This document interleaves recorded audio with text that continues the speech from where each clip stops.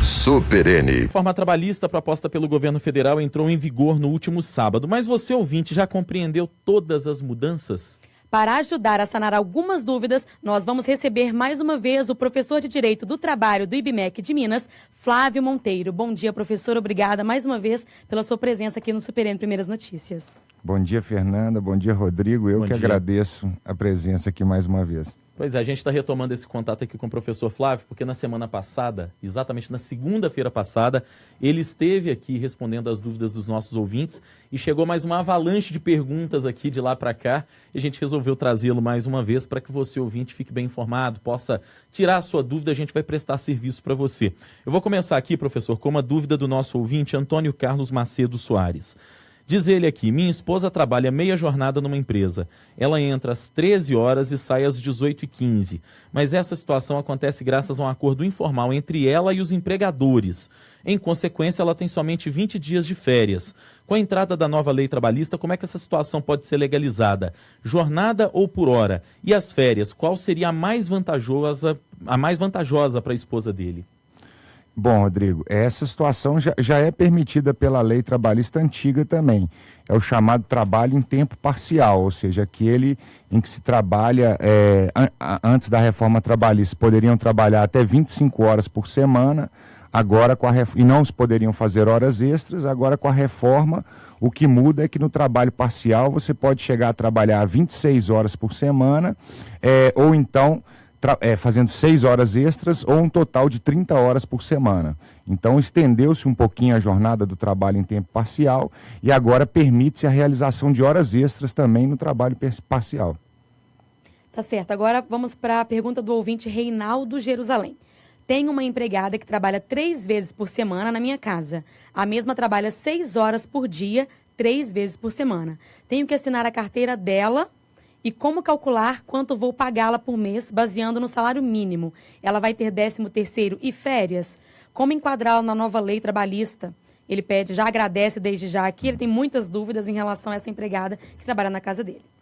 Bom, desde 2015, né, nós já temos aí a lei de domésticos em vigência, que fala que todo trabalhador, né, imaginando aqui como ele disse que ela trabalha em casa, que ela deva ser trabalhadora doméstica, todo trabalhador doméstico que preste serviço por mais de 2 vezes na semana precisa ter a carteira assinada. E aí ele vai fazer o cálculo de maneira proporcional sobre os pagamentos que ele tiver de fazer a ela. O salário mínimo, né, hoje em R$ 937, ele corresponde a uma jornada de 220 horas mensais, 8 horas diárias e 44 horas semanais.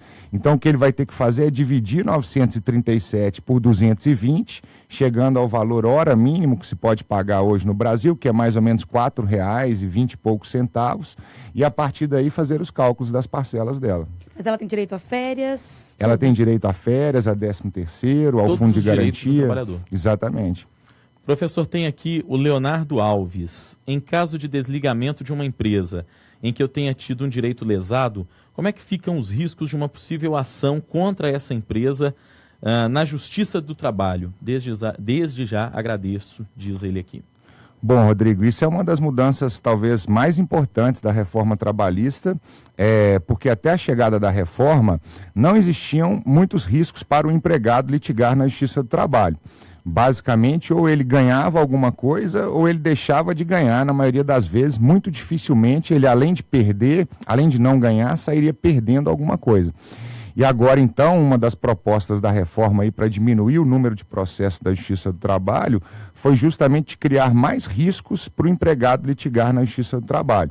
Então, agora, por exemplo, né, existem os honorários de sucumbência nos processos trabalhistas, em todos os processos trabalhistas agora, ou seja, a parte que pedir alguma coisa e não ganhar, vai ter que pagar sobre o que ela pedir um percentual de honorários para o advogado da parte contrária. E agora também ficam mais rígidas as regras sobre o deferimento da justiça gratuita. Então pode ser que o empregado, né, entre na justiça, não obtenha o benefício da justiça gratuita, perca algum pedido e assim acabe tendo de pagar alguma coisa para o empregador, além de não levar nada. Agora a pergunta do ouvinte Fernando Anastácio. Na demissão consensual, o empregado vai ter direito a seguro-desemprego? Ele poderá o empregador alterar literalmente os contratos de trabalho já vigentes? Bom, Fernanda, quanto ao seguro-desemprego, certamente que não. A lei já dispõe expressamente que no caso da rescisão por acordo, uma das parcelas a que o empregado não vai ter acesso é o seguro-desemprego. Ele vai receber metade do aviso e metade da multa de 40%, mas sem receber o seguro-desemprego. E qual foi a outra dúvida mesmo? Perdão. A outra dúvida é em relação se o empregador pode alterar os contratos já vigentes, contratos de trabalho já vigentes. Bom, eu particularmente acredito que sim, mas essa dúvida nós vamos ter de aguardar um pouco para ver o que a Justiça vai decidir a respeito dela. Mas eu imagino que sim, acho que a partir de hoje já é possível se fazer a dispensa por acordo, mesmo nos contratos que já estavam vigentes antes da lei. Esse seria aquele caso que o senhor trouxe para a gente na semana passada, que ainda gera alguma insegurança jurídica, que as pessoas ainda têm dúvida de como aplicar? Seria isso? Exatamente, Rodrigo. Ou seja, se a nova lei vale para os contratos já em andamento ou só para contratos criados a partir de sábado, né, do dia 11. Pois é. Professor, vamos até aproveitar para falar um pouquinho dessas questões. Essa não foi a pergunta específica de um ouvinte, mas eu vejo assim que nas perguntas em que a gente foi aqui se debruçando sobre elas, que a gente foi recebendo, existem muitas questões que geram essa insegurança. Eu queria que o senhor detalhasse para a gente quais são, de maneira geral, essas situações que estão nessa nova reforma, nessa reforma trabalhista, que podem gerar essa insegurança jurídica, que ainda causam dúvidas entre os especialistas. Bom, eu acho que a principal dúvida, por enquanto, é essa, né? Se a nova lei vai valer para os contratos que estão em andamento. E acho que as outras dúvidas mais relevantes são no campo do acesso à Justiça do Trabalho, né? Tem a ver com essa pergunta que a gente respondeu antes, sobre as novas regras de acesso à Justiça do Trabalho, os novos riscos para o trabalhador. A gente já tem hoje, por exemplo, uma ação da Procuradoria-Geral da República questionando a constitucionalidade de alguns desses dispositivos que foram criados. Porque agora, né, diferentemente do que acontece em outros ramos do Poder Judiciário, está disciplinado pela reforma trabalhista que o trabalhador, mesmo com a justiça gratuita, pode vir a ter que pagar algo na Justiça do Trabalho se ele não tiver sucesso no pedido dele. Então, muita coisa ainda pode mudar, a gente vai ter que ter um pouquinho de paciência aí para realmente isso se definir, né? Porque ainda não está fechado essas alterações. Bom, acredito que sim, sabe, Fernanda? Ainda devem ocorrer algumas mudanças, né? Há uma expectativa de que o próprio governo federal vá promover algumas mudanças, ou por meio de medida provisória, ou por meio de um projeto de lei a ser encaminhado para o Congresso, além dessas mudanças que devem vir pelo próprio Judiciário, né? Às vezes não reconhecendo como constitucional algum dispositivo da reforma. Professor, o Norberto, nosso ouvinte do bairro Santa Inês, mandou um WhatsApp agorinha para a gente aqui e está contando que é vigilante patrimonial, que não faz horário de almoço e a empresa paga. Vai continuar pagando para quem é vigilante e não faz horário de almoço, como o caso dele aqui? Sim, essa é uma prática que já ocorria antes da reforma, mas que era tida como irregular, porque mesmo pagando, né, entendia-se que o empregador estaria sujeito a uma multa administrativa pela não concessão do período de intervalo. E agora a nova lei diz expressamente que o intervalo, no caso do vigilante, né, que provavelmente trabalha em regime de 12/36, ou de plantão, como se diz, que o intervalo vai poder sim ser indenizado pelo empregador, de maneira que ele trabalha aí às 12 horas do dia, sem gozar de um intervalo de 1 hora, né? Acaba ocorrendo algum tipo de intervalo, mas não necessariamente vai ter de ser de 1 hora. Tem uma pergunta aqui também agora da Ludmila Campolina. Ela pergunta: como será calculado o descanso semanal e como será calculada as horas extras?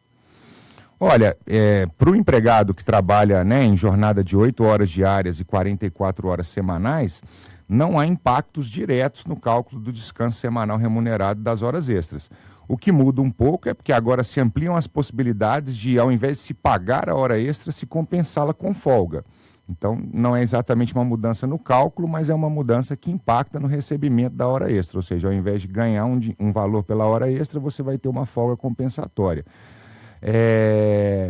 E quanto ao descanso, a mesma coisa. Se não houve impacto direto, mas agora com esses novos contratos, por exemplo, né, para o contrato em tempo intermitente, que é aquele que o empregado não vai ter dias e horas certas para trabalhar, mas vai trabalhar à medida da convocação feita pelo empregador, provavelmente, nesses casos, então, o descanso semanal e a hora extra, eventualmente, vão ser calculados de maneira proporcional ao que ele recebe.